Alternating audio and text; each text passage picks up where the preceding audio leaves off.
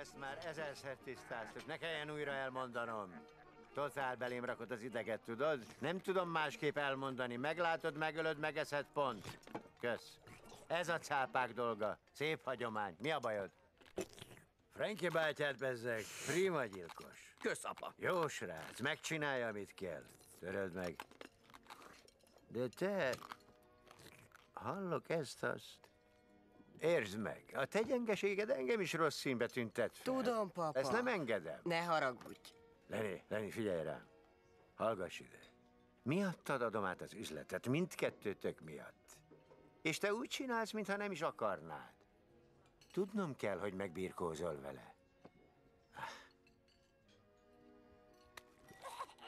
Jól van.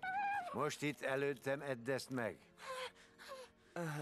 Ó, jesszus, kösz, papa. Csak az van, hogy fogyózom, és olvastam egy cikket a rákról, hogy nem egészséges. Komolyan, tudod, hány kalória van egy ilyen kis rákban? Rengeteg. Igaz, nagyon igaz. A másik meg az, hogy a nővérem szült, meghalt, és én nevelem a kicsit, aki elvesztette a lábát, aztán a karját, és már csak egy csonk, de mégis neveljük az asszonnyal is. És szépen nő, és elég boldog is.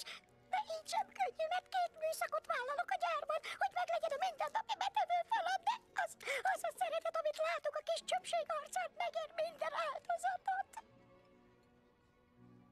Egy szóra. Nem kérlek meg még egyszer. Parancsolom, edd meg! Apa, ne! Egyél! De miért? Nem! Edd meg a rákot! Nem! Lenny, edd meg! Edd le a rákot! Menjetek gyorsan, nem néz senki! Tűnjetek el, szabadok vagytok! Iszki! Köszönjük, maga egy jótét lélek. Gyerünk, srákok!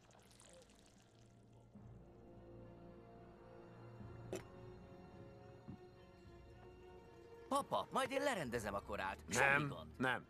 Ez családi vállalkozás. Frankie, vidd el Lennyt, és tanítsd meg neki a dörgést. Nem árt,